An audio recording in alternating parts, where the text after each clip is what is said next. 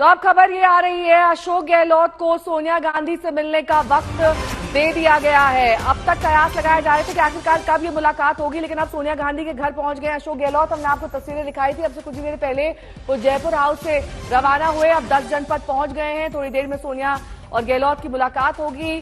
तो क्या वाकई अब जो संशय की स्थिति राजस्थान में बनी हुई थी उस पर तस्वीर साफ हो सकेगी इस मुलाकात के बाद? और इसके साथ ही क्या अध्यक्ष पद का नामांकन, जिसकी आखिरी तारीख कल है, उस पर भी गहलोत का क्या रुख रहता है?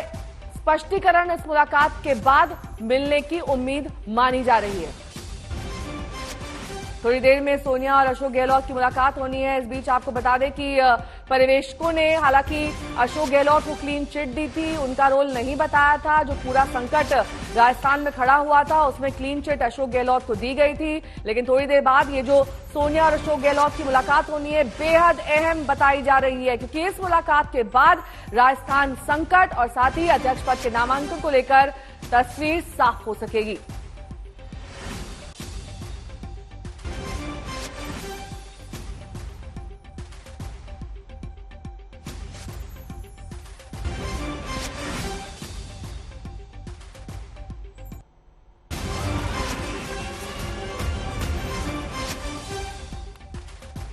तो अब से कुछ ही देर पहले जयपुर हाउस से रवाना हुए अशोक गहलोत। 10 जनपद अब वो पहुंच गए हैं। कल रात से ही डेरा डाले हुए हैं दिल्ली में और लगातार कयास लगाए जा रहे थे कि जल्द से जल्द उनकी सोनिया गांधी से मुलाकात होगी। अब वो घड़ी आ गई है जब मुलाकात का वक्त सोनिया गांधी ने राजस्थान के सीएम अशोक गहलोत को दे दिया है। अब कितनी देर ये मुलाकात चलती है, क्या इस मुलाकात में विचार विमर्श होता है, ये तो वक्त ही बताएगा। लेकिन इसके बीच आपको ये बता दें कि दरअसल इस मुलाकात से काफी ज्यादा हद तक राजस्थान पर और अध्यक्ष पद पर नामांकन को लेकर स्थिति स्पष्ट हो जाएगी।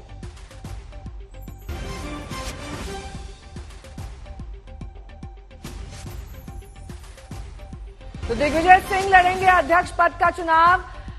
नामांकन के लिए सिर्फ आज और कल का वक्त है। दिग्विजय सिंह आज पर्चा ले चुके हैं, कल नामांकन भरेंगे। राहुल गौतम मेरे सहयोगी इस वक्त तमाम जानकारी के साथ जुड़े हैं। देखिए राहुल, ये मुलाकात बेहद अहम, अशोक गहलोत और सोनिया गांधी की काफी हद तक इस पर राजस्थान की स्थिति और साथ ही अध्यक्ष पद के नामांकन को लेकर गहलोत का क्या रुख रहता है, ये स्पष्ट हो जाएगा।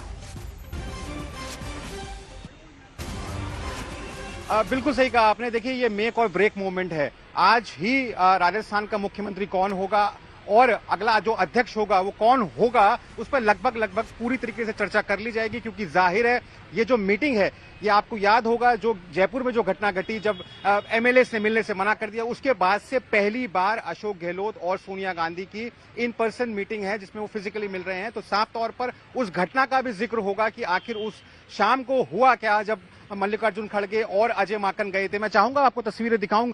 मैं 10 जनपद के बाहर खड़ा हूं और आप देख सकती हैं कि यहाँ पर पूरा जो काफिला था अशोक गहलोत का, वो थोड़ी ही देर पहले यहाँ पर पहुंचा है। सुबह से अटकलें लगाई जा रही थी कि कितने बजे वो मिलेंगे। शुरू में कहा गया 11 या 12 के बीच में मिल सकते हैं और अल्टीमेटली वो तकरीबन 1:05 पर अपने घर से निकले हैं। तो कुल मिलाकर आप ये मान के चलिए कि आज ही ये फैसला हो जाएगा कि अगला जो अध्यक्ष कौन होगा कांग्रेस पार्टी का, उसमें मोटा डिस्कशन कर लिया जाएगा और आखिर अगला जो मुख्यमंत्री राजस्थान का वो कौन होगा। आपको ध्यान होगा थोड़ी देर पहले दिग्विजय सिंह भी पर्चा लेकर गए हैं कांग्रेस पार्टी के अध्यक्ष पद के लिए। तो क्या उसको लेकर भी चर्चा होगी? क्योंकि पहले ये कहा जा रहा था कि ये 2 लोगों के बीच मुकाबला हो सकता है, लेकिन दिग्विजय सिंह एक कद्दावर नेता है, बड़े नेता है मध्य प्रदेश के। अगर वो भी इस रेस में आते हैं तो किस तरीके से समीकरण बदलेंगे। मैं एक जानकारी दे दूं अपने दर्शकों को, थोड़ी देर पहले जब दिग्विजय सिंह एएससी दफ्तर पहुंचे थे पर्चा दाखिल करने के लिए, तब मौसमी सिंह जो हमारे सहयोगी, उन्होंने सवाल पूछा था कि आप ये पोस्टरिंग कर रहे हैं क्या, ये एक जिसको कह सकते हैं कि प्रेशर टैक्टिक्स है क्या अशोक गहलोत पर प्रेशर डालने के लिए। तो उन्होंने कहा था कि आप इंतजार करिए 4 तारीख का, शायद वो 8 तारीख कहना चाह रहे होंगे, जो कि जब तक डॉक्यूमेंट्स स्क्रूटनी होने की डेट है। उन्होंने कहा विड्रॉल, नाम कौन विड्रॉ करता है। तो कुल मिलाकर शय और मात का जो खेल है वो जारी है। हर आदमी हार्ड बार्गेनिंग कर रहा है, ज्यादा लेकर कम देना चाहता है और इसी पूरी कवायद में घटना घटी जयपुर के अंदर, जिसमें ये कहा गया कि आला कमान का जो इकबाल है वो कम हुआ है। तो कुल मिलाकर अब जो गेंद है वो आला कमान के पाले में है कि आखिर वो किसको आशीर्वाद देते हैं, वो किसको सपोर्ट करते हैं या किसकी बात मानते हैं। कुल मिलाकर अब बार्गेनिंग का जो सिलसिला है वो शुरू हो गया है। जाहिर है जो घटना जिस तरीके से एमएलएज ने मना कर दिया मिलने से और शर्तें लगाई गई, तीन शर्तें लगाई गई अजय माकन और मल्लिकार्जुन खड़गे से मिलने के लिए, वो तमाम चीजें को लेकर डिस्कशन होगा। क्लीन चिट दे दी गई अशोक गहलोत को, लेकिन उनको पूरी तरीके से बरी नहीं किया गया है। उनमें कहा गया है कि जो ये मीटिंग बुलाई गई थी सीएलपी की, वो अशोक गहलोत से पूछ के बुलाई गई थी। उसका समय, वेन्यू, तमाम चीजों के बारे में उनको जानकारी थी। उसके बाद भी ये घटना घट गई। तो कुल मिलाकर अब सफाई भी पेश करेंगे कि किस तरीके से वो पूरी कवायद हुई, जिसको अनुशासनहीनता माना है पार्टी ने। क्या उस समय समीकरण थे, क्या कंट्रोल नहीं कर पाए अशोक गहलोत, इन तमाम चीजों को लेकर चर्चा होगी। और ये भी चर्चा होगी कि आप आगे की अपना जो रास्ता है उसके बारे में हमें क्लैरिटी दीजिए। अध्यक्ष पद को लेकर क्लैरिटी दीजिए। राजस्थान का मुख्यमंत्री कौन होगा, अगर आप नहीं होंगे तो उसको लेकर क्लैरिटी दीजिए। तो ये तमाम चीजों को लेकर डिस्कशन होगी। बहुत ही क्रूशियल मीटिंग है। आप ये मान के चलिए 2024 का जो बड़ा समर होगा कांग्रेस पार्टी और बीजेपी, अमित शाह और नरेंद्र मोदी की जोड़ी के बीच में, उसको लेकर भी आप इसको उस नजरिए से भी देखिए। क्योंकि अगर एक मजबूत अध्यक्ष बनता है कांग्रेस पार्टी का आने वाले दिनों में, तो जाहिर है कांग्रेस पार्टी की ये कोशिश होगी कि वो भी रेस में आकर खड़ी हो 2024 की। राहुल, इस बात पर भी सबकी नजर बनी हुई है कि अगर क्लीन चिट दे दी गई है या फिर अगर ये मान लीजिए कि बेनिफिट ऑफ डाउट भी दे दिया गया है अशोक गहलोत को, तो क्या दोनों चीजें उन्हें मिल सकती हैं? राजस्थान के सीएम भी वो बने रहेंगे, इधर अध्यक्ष पद के लिए नामांकन दाखिल करने के बाद उन्हें अध्यक्ष भी चुन लिया जाएगा, तो दोनों सीटों पर वो काबिज रहने वाले हैं, इतनी इंपॉर्टेंस उन्हें दी जाने वाली है।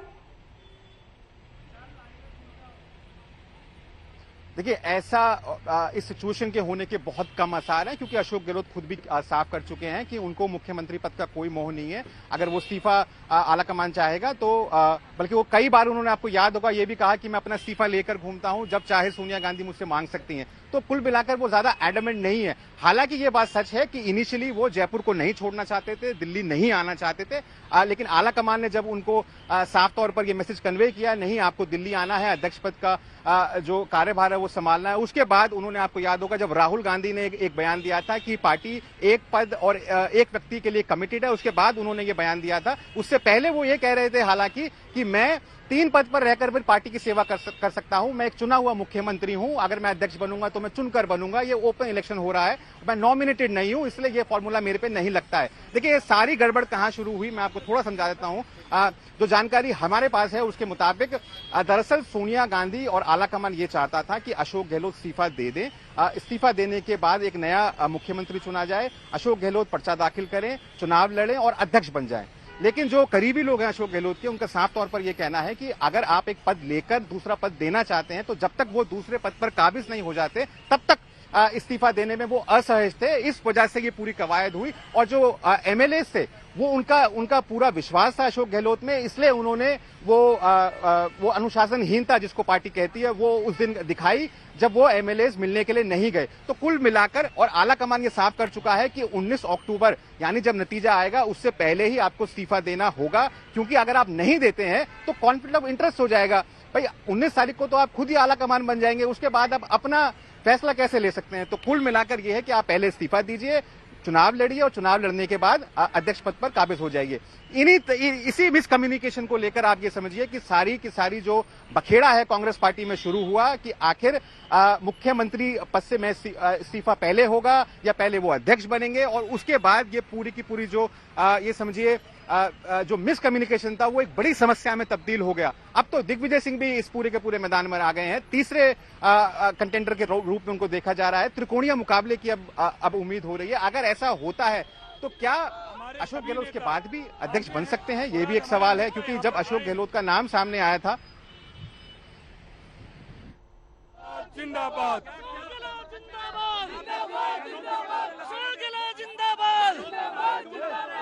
क्या जरूरत पड़ गई आपको नारे लगाने की? हमारे सर, कांग्रेस पार्टी जिंदाबाद थी, राहुल गांधी जिंदाबाद है, सोनिया गांधी जिंदाबाद है, अशोक गहलोत जिंदाबाद है। गांधी के समर्थक है, राहुल गांधी के, और हमारे जो भी लीडर हैं, सोनिया गांधी जी, राहुल गांधी जी, अशोक गहलोत जी, जो भी हमारे लीडर है प्रियंका जी, हम उन सबके समर्थक है, कांग्रेस पार्टी के समर्थक हैं।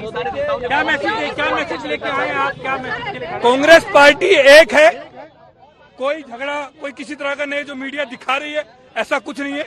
परिवार का मामला है, परिवार तक सीमित। हम राहुल गांधी को अध्यक्ष देखना चाहते हैं। राहुल गांधी को। राहुल गांधी जिंदाबाद जिंदाबाद जिंदाबाद।